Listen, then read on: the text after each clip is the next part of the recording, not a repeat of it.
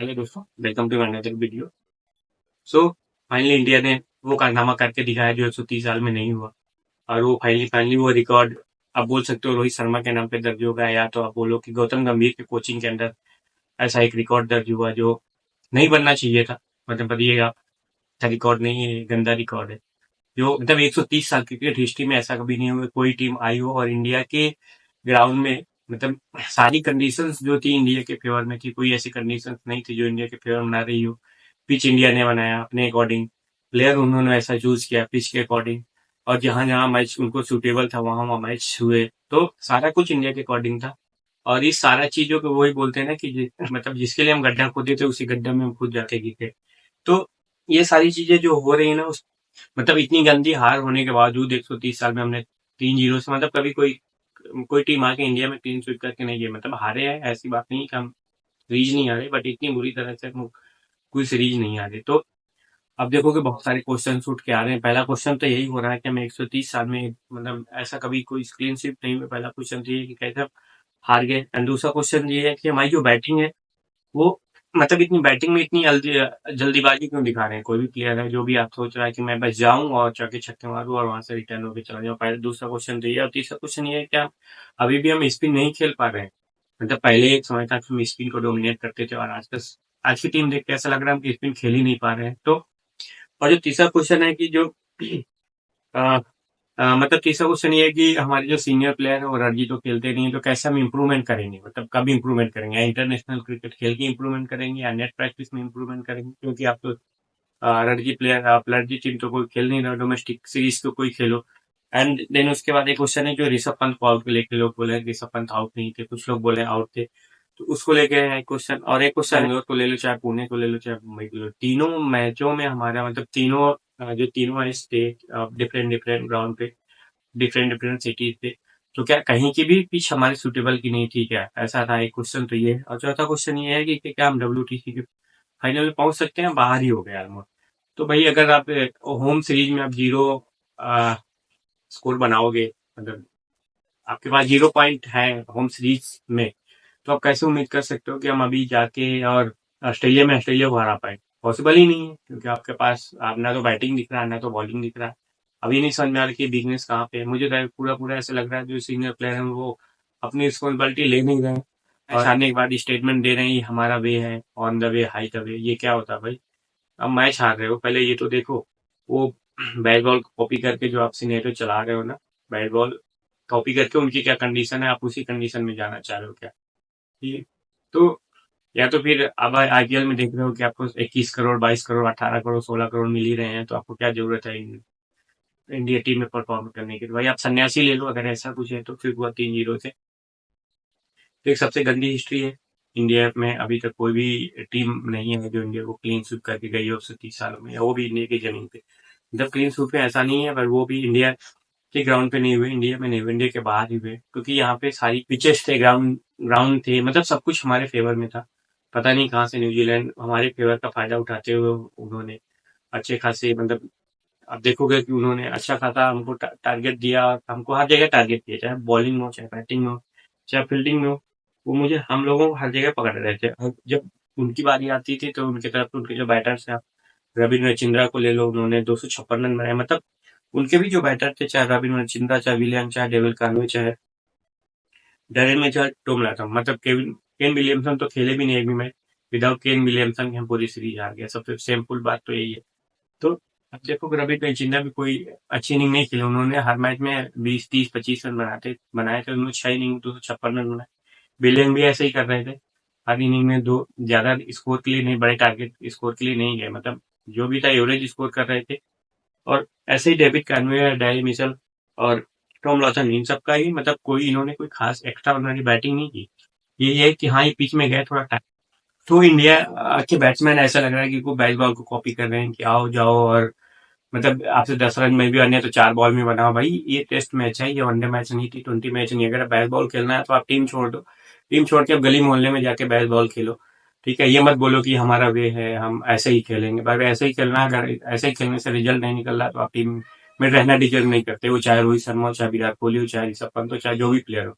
अगर आपका ऐसा फॉर्मेट है, आपको आप यहाँ पे देखो, ना तो पूरे इनिंग में ना तो रोहित शर्मा चले और ना ही विराट कोहली चले और ना ही रविंद्र जडेजा, ना आप सरफराज खान की बात करें, एक मैच छोड़ के उन्हें किसी मैच में शायद दहाई का आंकड़ा भी नहीं पार कर पाए।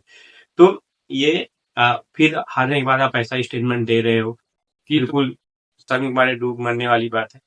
ठीक है, और ऐसे ही स्टेटमेंट देना ही ठीक है। आपने T20 वर्ल्ड कप जिता दी, अच्छी बात है, पर T20 वर्ल्ड कप के सहारे आप क्या पूरा गुड़ गोबर कर दोगे? ऐसा तो कुछ है नहीं। वैसे ही आप, अगर आपको देखना है तो आप ऋषभ पंत की बैटिंग से देखो, वो भी तो ऐसा ही खेल रहा था। वो तो ऐसा स्लो नहीं, ऐसा तो बिल्कुल स्लो तो खेल नहीं रहा था। उसका भी आप देखो, वो मतलब एटलीस्ट वो फाइट करने के लिए तो जा रहा था। आपका तो फाइट ही नहीं दिख रहा था, आपसे डिफेंस ही नहीं हो पा रहा।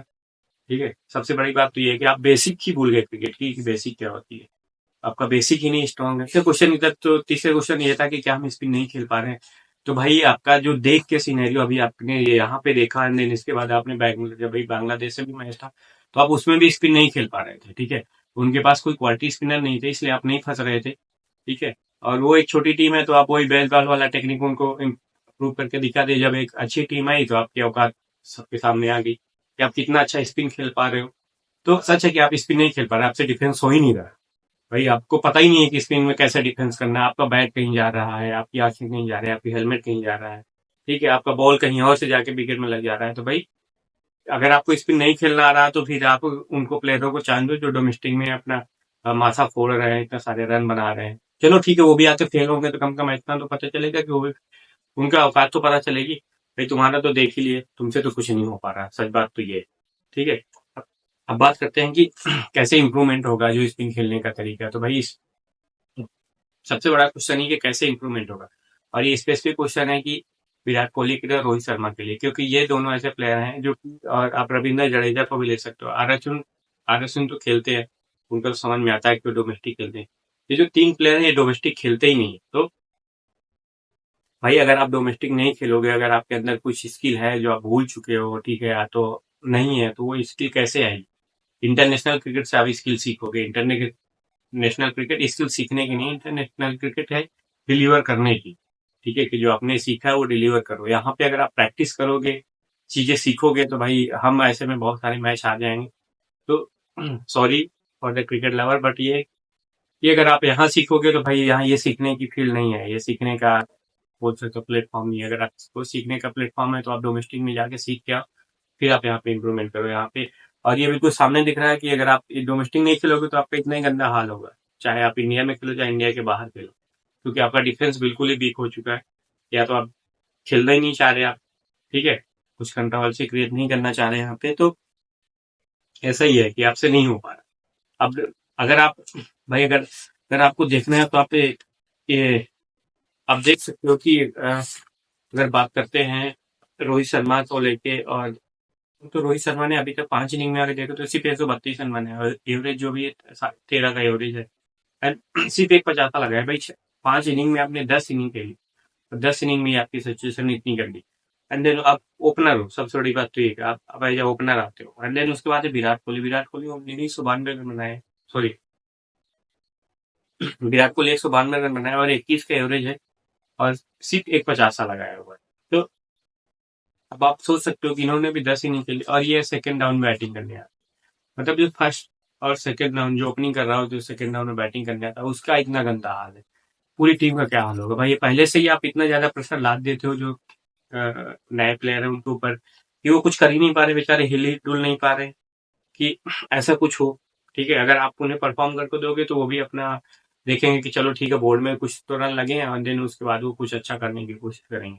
बट आपका तो ऐसा कुछ दिख ही नहीं रहा, ना तो आपके बैट से रन दिख रहे हैं, ना तो आपके सिर्फ टसन टसन दिख रहा है बस, कि हमको ये करना है, हमको वो करना है, और कुछ नहीं। तो और अब बात करते हैं ऋषभ पंत के आउट की, तो भाई अब देखोगे तो वो बैट पे ऐसे लग रहा है कि जब बैट से बॉल, मतलब बैट के पास से बॉल निकल गई तब जाके इस उस पे मतलब जो इनके टेक्निक है उस पे दिख रहा है कि हाँ थोड़ा बहुत स्क्रैच दिख रहा है। बट ये है कि वो अब ऐसा नहीं समझ आ रहा कि वो बैट पैड में लगा हुआ है कि या बॉल लग के गई है।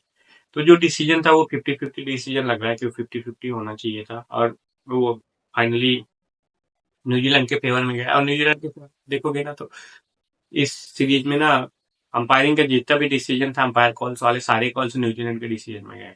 बहुत सारे ऐसे डिसीजन थे जो न्यूजीलैंड के फेवर में गए। तो ये भी एक रीजन था, बट ठीक है, अगर ऋषभ पंत ना आउट होते तो क्या होता, क्योंकि ऋषभ पंत के साइड से जितनी भी विकेट जा ही रही थी ना, ऐसा तो नहीं कि वो सेंचुरी मार रहे थे। हाँ, एक विकेट को लेके अगर आप इतना बड़ा रेडा क्रिएट कर दे रहे हो कि अगर वो ऋषभ पंत आउट ना होता हम मैच जीत जाते, भाई अगर मैच भी जीत जाते तो क्या होता, सीरीज तो आप हार ही गए हो। ऐसा तो था नहीं कि आप ये मैच जीत के आप सीरीज जीत जाते। ठीक है, अब थोड़ी सी इज्जत आपकी बच जाती बस।